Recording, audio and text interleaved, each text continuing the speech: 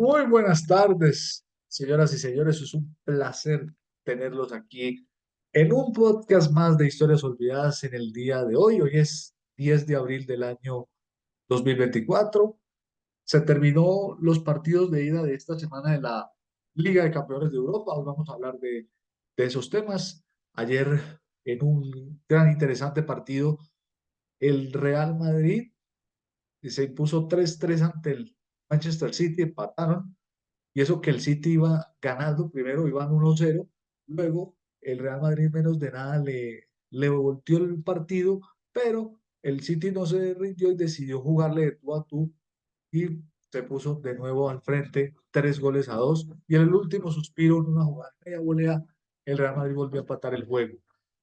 Y también hay que decir que el Arsenal y el Bayern Múnich también jugaron, ganó el Bayern 2-1, al igual que hace unos minutos terminó el juego entre el agente del Atlético 2, Borussia Dortmund 1, un gran partido también hay que decirlo, y el Paris Saint-Germain en un vibrante partido de fútbol perdió 3-2 con el Barcelona.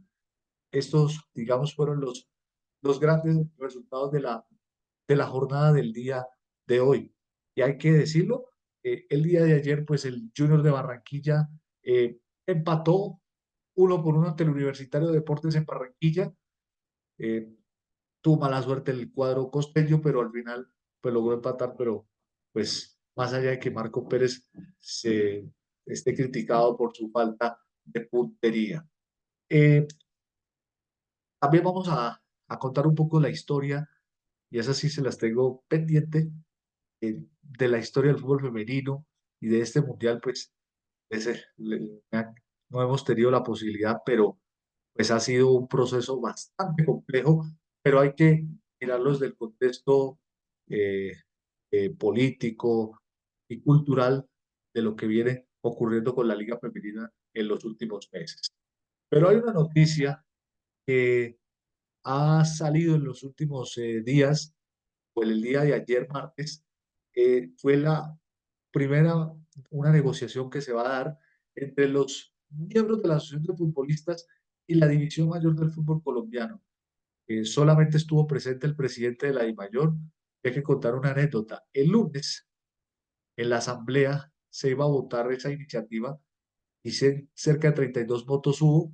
Solamente hubo unos 4 o 6 votos más o menos quienes se negaron a no negociar. Es el grupo de los equipos de estos, del grupo Yesurú, que, que hay que decirlo de una vez por todas, el equipo de este señor está más que derrotado de una manera más castiza y absurda, eh, pues para ver lo que está pasando en el fútbol profesional colombiano. Pero esto es un gran avance para el fútbol colombiano y ojalá los señores miembros del gobierno, porque este es un gobierno progresista, y pues no se nos olvide, el gobierno, este gobierno, el de Gustavo Petro, es un gobierno sumamente progresista, y por eso pues apoyo que le tiene a los sindicatos colombianos pues es fundamental para avanzar en estos procesos.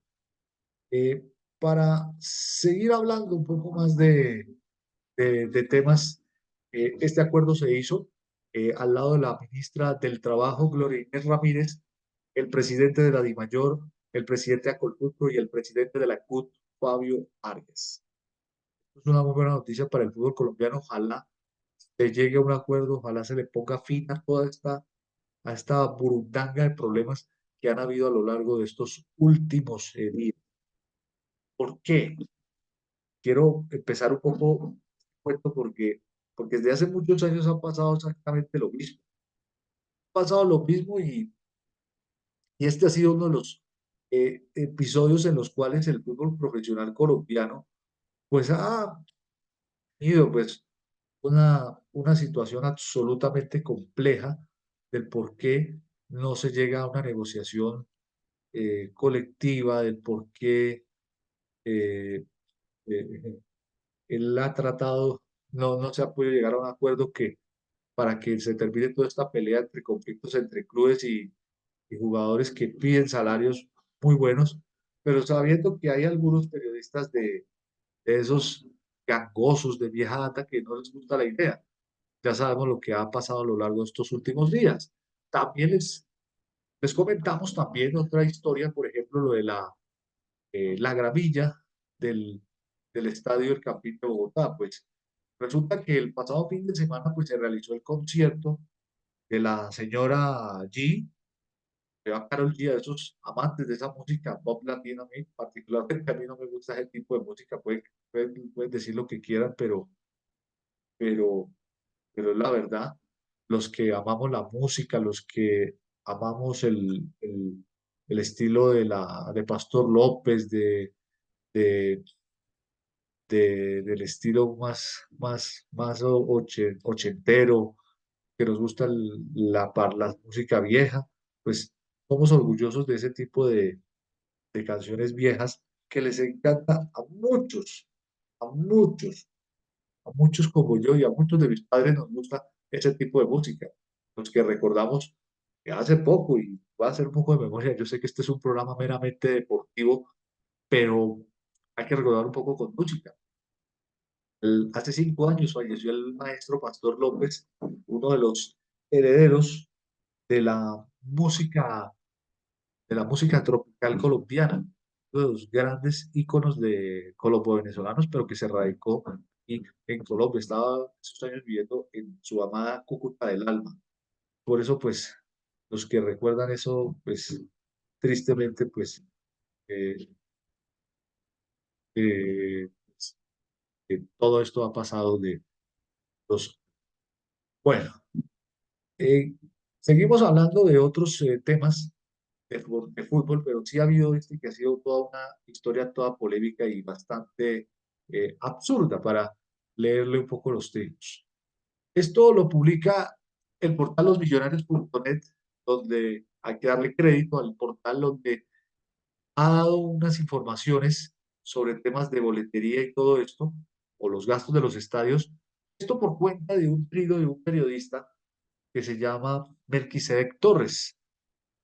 Y pues a raíz de una serie y dice que a raíz de una serie de mentiras acerca de lo que pagan los equipos de la capital, pues Millonarios sacó sus gastos, las cifras de 4.696 millones, las del 2023 10.000 millones, mentira que los bogotanos deben pagar 10.000 millones de pesos y además le mandan un dardazo al tipo, mire. Sin embargo, Melquisedec Torres les contesta a este portal. Dice, ni lo uno ni lo otro. Esos gastos están, no son lo que el distrito recibe a cambio de arrendamiento del estadio. La cifra es muchísimo menor, apenas 10 millones por partido. Según el distrito, es el estadio más barato del país, el Campín. Desde la ley 213 de 1938, los eventos de béisbol, fútbol, natación, básquetbol no pagan. Están exentos de toda clase de impuestos nacionales y ahí se viene un sartán de personajes atentando contra el periódico. De verdad es increíble lo que sucede. Cuando controvierte este tipo de personas, pues todo lo que ha pasado a lo largo de la última década. Pero también hay que mirar lo que ha pasado también con este colega Melquisedec Torres. Quiero hablar de él. Pues, usted sabe lo que yo pienso de él. A mí su periodismo, pues a mí muy poco me agrada. Más allá de uno estar de acuerdo si él ha cuestionado el mandato del señor Petro. Muchos y hemos cuestionado su mandato, poca, su poca gestión al frente de la presidencia de la República, y por eso merece las críticas que cualquier colega le puede hacer. Pero uno mirando, uno mirando las críticas, sobre todo de periodistas, pues el trino desafortunado del señor Carlos Antonio Vélez refiriéndose a los conciertos, que las figuras están trazadas, y Belki le responde lo siguiente. Carlos Antonio, es que el fútbol nacional como es un negocio, y le contesta que es un negocio privado. Todos sabemos que es un negocio privado, ¿sí? Lo que pasa es que aquí los dirigentes argumentan con el afán y protagonismo de decir que es un fútbol al servicio de la gente. Entonces, cuando uno se empieza a dar cuenta de todo esto, pues empiezan las malas especulaciones, las malas pulgas, en fin, muchas cosas han pasado a lo largo de los últimos. Pues bien, esto pues para entender el por qué la dirigencia del fútbol colombiano está tan desacreditada, tan mal llevada a lo largo de los últimos años, y eh, por eso es que también no pasa nada. Entonces, ¿cómo puede pasar algo que no pase y después se quejen después de que por qué les dice lo que les tiene que decir? Pero bueno, así son las historias. Les estaba dejándoles en deuda, y eso hizo falta, una investigación que hizo la gente del portal Vorágine, donde pues habló sobre el tema de la situación del fútbol femenino en nuestro país. Ustedes saben todo lo que ha pasado y pues espero que algunas feministas más rancias no me van a insultar, porque ya toda esta semana he recibido una cantidad de insultos absolutamente fuertes por parte de los bodegueros del petrismo, y pues vale la pena desacreditar algunos trinos que no valen ni siquiera la pena mencionar, porque aquí en este país, si uno controvierte con algún miembro del pacto, se es enemigo del pecado.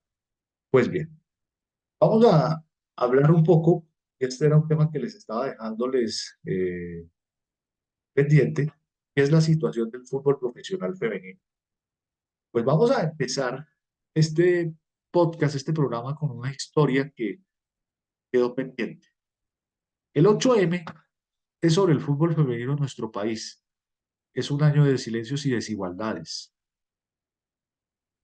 Muchos dicen que aquí pues la investigación es de Orágine y de el portal Publimetro Colombia, en cabeza de la Liga contra el Silencio, que es el portal periodístico que ha trabajado esta serie de denuncias sobre la situación del balompié a nivel femenino.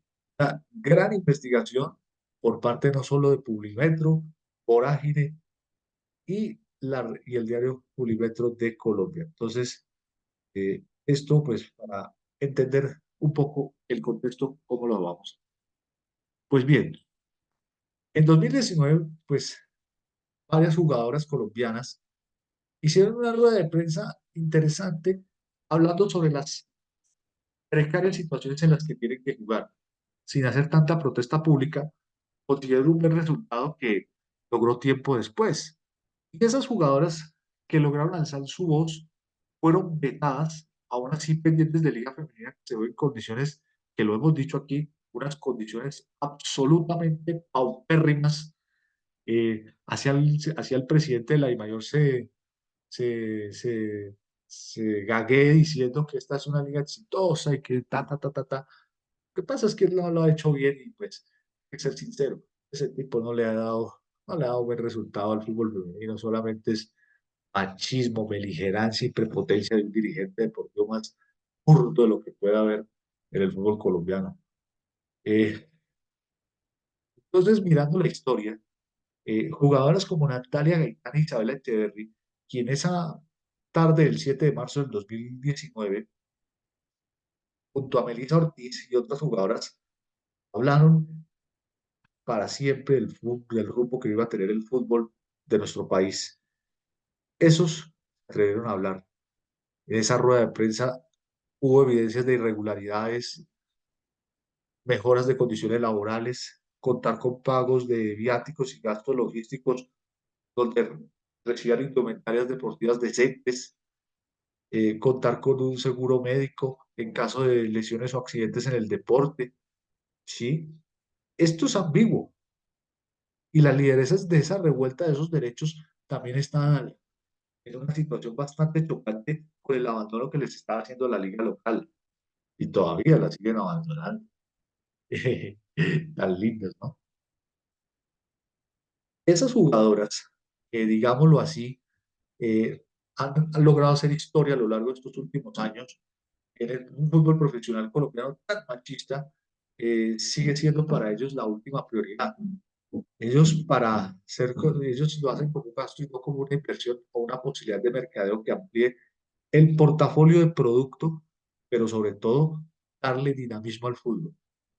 Y pues la confesión de un dirigente tan cruel, tan soberbio, y hay que decirlo, aunque ya esté muerto, de Gabriel Camargo, cuando él se refirió a las jugadoras que les dijo que ese fútbol no iba a dar nada, que ni siquiera en materia económica no tenía nada, y que eran son unas tomatacos y tal, y que era un caldo de cultivo del lesbianismo. Pues bien, toda esta polémica se ensayó por parte del señor Camargo, y la Corte Constitucional, pues, durante el proceso en el 2021, sentenció como un acto de discriminación.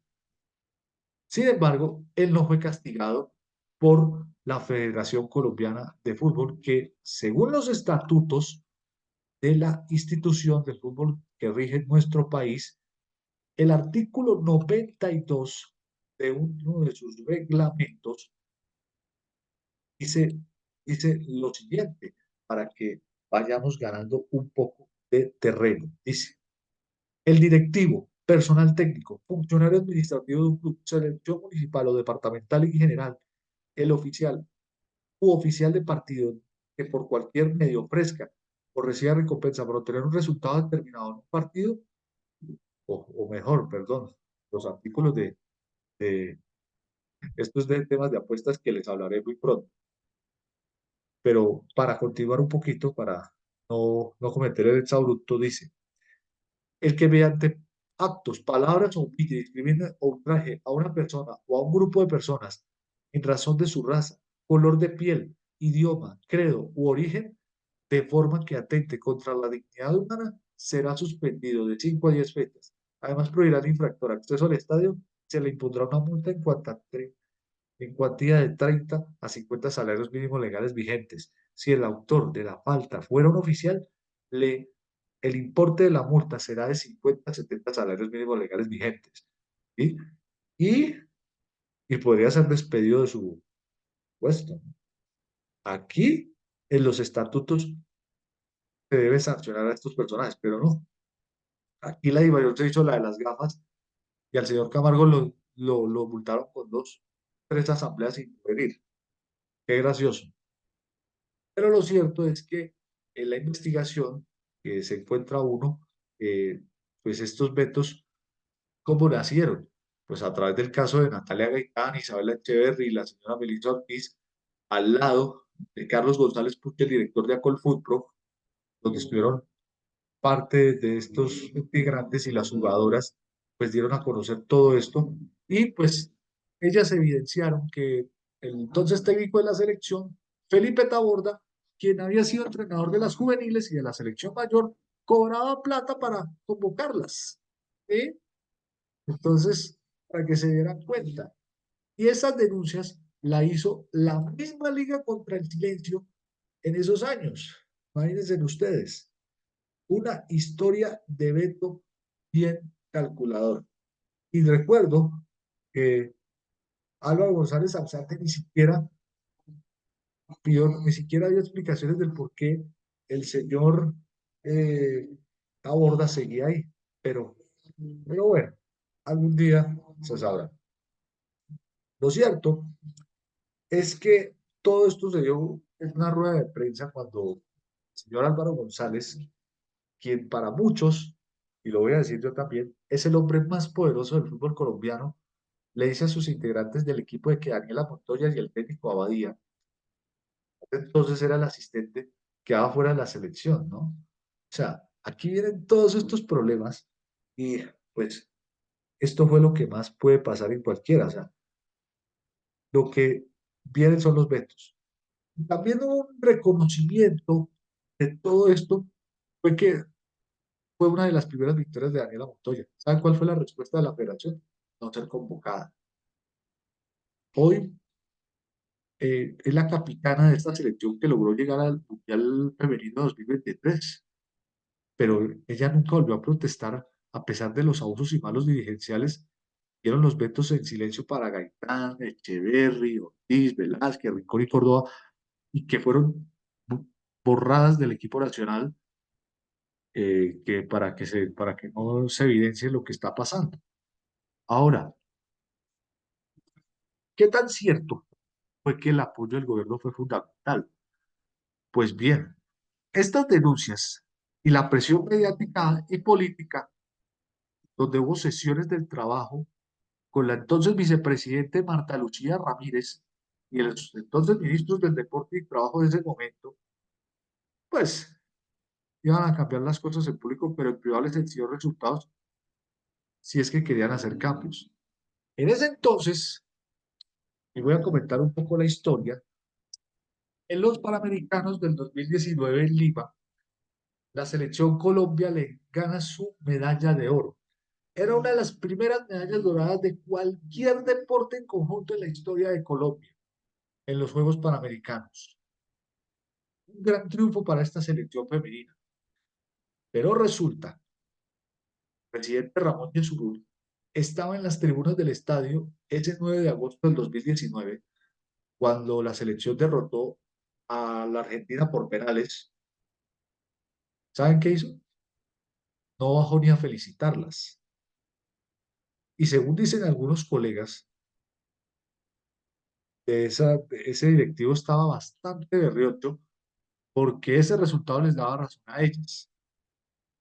Pues, ¿cómo es que no les vas a dar razón? Entonces, Yesurum en su actitud absolutamente rególatra, pues no les da el premio y no les da nada, pero ahí sí sacan pecho cuando lo hacen eso, no, por Dios. Entonces, no olvidemos que estos casos han sido bastante fuertes en el mundo, ¿no? Por ejemplo, lo de Megan Rapinoe, por ejemplo, donde, por ejemplo, se vio todo el tema del juego político y el maltrato que hubo contra la comunidad LGBTI en la época cuando Trump era el presidente de Estados Unidos, que las trataba a los sombrerazos. Eso viene siendo peor. Y pues eh, algo que se debía venir es que en noviembre del 2019 la selección femenina jugó dos amistosos contra Argentina como revancha por la final panamericana y ya en la nómina no estaban ni Gaitán, ni Isabel Echeverri, ni Verónica Velázquez, quienes eran los de la primera fila de esa protesta. Es decir, aquí hubo una serie de cosas que se vieron envueltas en todo esto. El fútbol colombiano a nivel femenino pues es muy hermoso, pero a nivel dirigencial es una porquería de todo punto de vista. Esta selección femenina nunca la volvieron a convocar.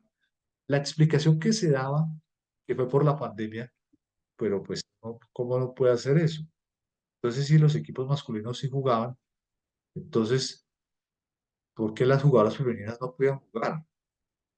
Y ya cuando se superó el confinamiento, Colombia juega dos amistosos en enero, frente a Estados Unidos, que fueron los últimos dos juegos de Orénica Velázquez con la tricolor, ni Gaitán ni Echeverri, nunca las llamaron. Entonces, en esa ocasión, la selección jugó ocho partidos. Entre 2016 y 2020 habían jugado un total de siete de entrenamiento. La federación parecía estar cumpliendo, pero no era tan gratuito. ¿Sabes cómo fue el cuento? Cuando el entonces expresidente Iván Duque postuló a Colombia como sede del Mundial Femenino, apostándole de frente a sus beneficios políticos y económicos. A la política, ¿no? Entonces, todas las campañas empezaron a moverse y pues para entender por qué esta sexualización de la mujer que le tenga que mostrar la cola a los hombres y tal, eso ya pasó de acá. Era en favor de nuestras jugadoras. Esto eclipsó la liga femenina, pero esto es una hermosura de todo, pero no del todo, pero esto le cambió la historia a las pautas. Vamos al fútbol femenino, a la liga. Aquí, pues ha habido muchas cosas. Por ejemplo, la selección Colombia mencionábamos el oro panamericano y en 2022 fue subcampeona de la Copa América, subcampeona del Mundial Sub-17, subcampeona del Sudamericano Sub-20, llegaron a ser cuartos de final del Mundial 2023 y el Mundial Sub-20. Es la participación de Colombia en los Juegos Olímpicos de París de este año. Y en esos 5 años de esa historia, de esos talentos, Lacey Santos llegó al Atlético de Madrid. Recordémoslo que ella estuvo en Santa Fe Linda Caicedo arribó al Real Madrid, jugadora del Deportivo Cali, la segunda mejor jugadora del mundo del 2023 según la FIFA. Ya Natalia Gaitán estaba en el Valencia, Isabel Echeverri en el Sevilla, donde fueron una de las grandes figuras del club. Además, Joreli fue incluida en el once ideal de Conmebol para la década del 2010 a 2020. La Federación de Historias y Estadísticas del Fútbol fue la mejor asistidora en el fútbol italiano en la temporada 2021-2022. Y ese año Mayra Ramírez se convirtió en la jugadora más costosa del fútbol femenino al ser transferida al Levante de España. Aunque esas cifras que se dice son de $450.000, estaban muy por debajo del valor del fichaje más caro, ¿no? Entonces, pues, ¿qué puede pasar uno con esto? Sin embargo, algunos de esos dirigentes, esos que son cercanos a los esos a periodistas y todo esto, uno de ellos es el propio Carlos Antonio Vélez, en las que dice lo siguiente, y cito en tu espacio de la mañana de Planeta Fútbol, donde dice, en todas las selecciones nacionales femeninas del 2022, según el balance, se hizo la inversión de 12.373.105.000 pesos, casi 12.500 millones de pesos metió la federación el año pasado, únicamente en selecciones femeninas. Eso dice él en agosto de 2023. Entonces, también cita el señor Vélez en sus palabras, dice que está hablando de una preparación sin recortes, sin limitaciones, sin tacañería, ta, ta, ta, ta, ta. O sea, lo que el señor nos estaba contando es que la participación de Colombia en el Mundial de Australia y Nueva Zelanda le dejó a la federación 2,18 millones de dólares como premio que les entregó FIFA. Ni él ni otros periodistas considerados, y hay que señalarlos así con vehemencia, como César Augusto Londoño, como el mismo Vélez, como otros colegas cercanos a los dirigentes, eh, considerado de que contaron que los premios de esa organización, de ese torneo, se destinó a cada jugadora. $90.000 en el caso de las colombianas por haber estado entre los 8 mejores del torneo. Y se demoraron varias veces en llegar a las futbolistas nacionales. Claro, como el silencio aquí manda, y nadie quiere que le pase eso lo de Natalia Gaitán y otras personas, pues no podían hacer públicas las denuncias. Esos goles no ocultan el serio problema que tenemos en el fútbol femenino local. La precarización laboral con contratos y cuántas veces y la falta absoluta de una estructura que permita el desarrollo profesional de las jugadoras, que favorezca el espectáculo y a la industria. Lo peor de este triste asunto es que no saben para dónde van. Ahora, no se sabe qué va a hacer, porque hay jugadoras que lo explican todo. Oriánica Velázquez, la entonces jugadora del Medellín, le dijo en una entrevista al diario AS y dice que llevan un proyecto con el fin de colaborar con la idea de una liga estable. Y otras de esas líderes de donde dicen que proponen ideas para mostrar lo que hemos llevado, un proyecto que nos permita tener una estabilidad anual, un plan de desarrollo, ¿sí? Y ahí está involucrando a todos los dirigentes y a las mismas jugadoras. A mí lo que sucede, por ejemplo, que ese proyecto fue archivado por la DIMAYOR, es que ni siquiera nunca le han mostrado importancia. Y es también triste ver cómo el señor presidente de la DIMAYOR de hoy, a final de cada año, acepte que no sabe cómo, que no, cada año acepte que no sabe cómo va a ser la liga femenina y el año que en este 2024 va a ser. Pero, claro, el opositor de la liga femenina no es Jesús, ni es Álvaro González. El gran opositor de la liga femenina se llama Germán Vargas Lleras. Este personaje utilizó esa oposición a la liga femenina por afán electoral, por afanes políticos. ¿Por qué? Porque no iban a llegar a las elecciones regionales con estas propuestas. Y eso también está haciendo Vargas Lleras, porque Vargas Lleras es un gran enemigo del fútbol femenino. No le gusta el fútbol femenino y se ha opuesto de manera bastante radicalizada en cómo hacer una liga femenina. Eso es lo que son nuestros dirigentes. No solo le metemos dirigencia deportiva, sino revanchismo político de estos políticos, como dirían, chamuscados, muertos. Pues aquí vienen estos dirigentes a proponer que no se haga la liga femenina. Hágame el favor. Entonces, Las futbolistas dicen que hay una ley del silencio en esto, no solamente el tema de las contrataciones, no les importa a ellos, estos dirigentes. Vean que esto es lo más triste y lo conté en algún podcast pasado, dijimos que aunque de esas licencias de clubes de mayor, pues dije que los 36 equipos participen en sus torneos, tienen, tienen que tener un equipo profesional femenino. Y aunque la regla está escrita, nadie la hace valer. Y en esto todo esto está pasando. Lo que ha pasado con Tolima, con Alianza, o sea, ni Real Santander ni el Jumbo. O sea, juegan porque se les da la gana y pues es tristísimo ver lo que está pasando. Ahora, lo irónico, que a pesar de las faltas de intereses por parte de estos directivos para hacer una liga femenina, la apuesta en los equipos como América, Santa Fe, Deportivo Cali, más reciente lo de Nacional y Millonarios, dan frutos. A nivel continental, América Femenino fue tercero en Copa Libertadores, subcampeón en el 2020. En Santa Fe, en el 2021, fue segundo. Y en 2022 el América y el Cali fueron semifinalistas. Misma posición que logró el Nacional el año anterior. Y hay que recordar que el Huila fue campeón de esa Libertadores 2018, el equipo no brasileño que ha ganado el torneo y que el dinero que ganaron los jugadores en el campo con Lloris Rincón a la cabeza fue utilizado más por los dirigentes en el equipo masculino, lo que fue uno de los detonantes de esta protesta. Entonces, aquí lo que se ve es la falta de apoyo y las tribunas están llenas varias ocasiones en los últimos torneos. Tuvimos asistencias con el equipo masculino. No tuvo en todo el año 36.327 personas. Esto a pesar de la poca promoción de la liga y de los terribles horarios que pone la organización. ¿Quién va a ir al fútbol los martes a las 2 de la tarde o un viernes a las 3 como se ha programado muchas veces? Y a esto que se siguen manteniendo las prácticas de seguir haciendo lo que se les da la gana. Y aquí pues vamos a terminar de lo peor que puede pasar. A ellos solo les interesa cumplir con lo que les obliga a las leyes colombianas. Eso dicen varias jugadoras, lo del tema de los pagos de seguridad, lo de la salud, ¿sí?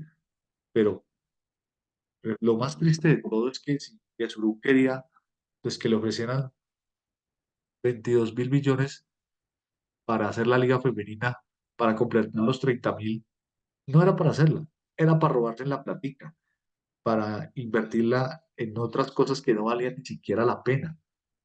Por eso, miren miren lo que está pasando con la salud, Colombia, o, o miren lo que está pasando con lo que pasó con centros poblados, que se robaron 70.000 millones por, por el del Internet de los niños. Puede seguir pasando en un país, básicamente en un país enfermo como este. O si uno critica o señala la corrupción, también lo están petando. No le vuelven a dar acreditaciones. Eh, Recordemos que estas denuncias sobre censuras en la dirigencia a los colegas que se atreven de manera valiente a cuestionar los, a los dirigentes petados. Entonces, ¿aquí qué puede pasar? Que no va a pasar absolutamente nada. Y pues para cerrar un poco esta historia del olvido que estaba pendiente, ¿ha valido la pena esto? Pues diría que valió la pena, pero esto tiene un costo grande, por eso estos dirigentes no van a cambiar. Más allá de que se haya firmado por primera vez la negociación, estos tipos no van a cambiar su manera de pensar, su manera de ver el país. Ellos solamente lo que les importa es que eh, eh, sigan transmitiendo partidos y hacer lo que se les dé la gana, viendo cómo está pasando la ciudad, las situaciones de la Liga Femenina. Ojalá el Distrito Capital le aporte al fútbol femenino y sería maravilloso que lo hicieran, porque el gobierno, no sé, no, yo no espero nada de este gobierno, pero ustedes saben que lo que pienso del actual gobierno, pero es muy triste ver lo que está viendo con la Liga Profesional Femenina. Esa era la historia que tenía para contarles. Es una historia que valía la pena dar a conocer. Por eso es necesario dar a conocer estas historias que sirven para contarlas por el camino del bien, de que el fútbol tiene que cambiar para el bien y no para el mal. Por lo menos eso es lo que yo veo desde mi punto de vista. A todos, muchas gracias. Este programa quedará en las plataformas digitales a partir de las 7 de la noche y pues no se les olvide en mi canal de YouTube, Raúl Camilo Sánchez Parada, toda con mayúscula en mi cuenta de YouTube para que lo roten, para que encuentren nuestro programa el día de hoy, que es el fútbol femenino y otros temas, Champions League y de otros temas del fútbol colombiano. Pero antes de seguir hablando del fútbol colombiano, este fin de semana se definen los que van a quedar en cuadrangulares, porque aún faltan otras fechas más. Eh, si ya Santa Fe, Nacional, Bucaramanga, Tolima ya quedan en la parte ya alta, ya clasificados en el torneo profesional, y pues ojalá pues haya buenos cuadrangulares. Los que están en la puerta de espera, como Nacional, Millonarios, Medellín, no se sabe si les van a alcanzar a ver, porque esto termina cuando el árbitro dé el pitazo final. A todos, gracias. Nos vemos el próximo miércoles a las 7 de la noche, porque todos los miércoles vamos a tener un nuevo programa, Historias Olvidadas, para hablar de lo que más nos gusta, hablar de fútbol y de otros temas.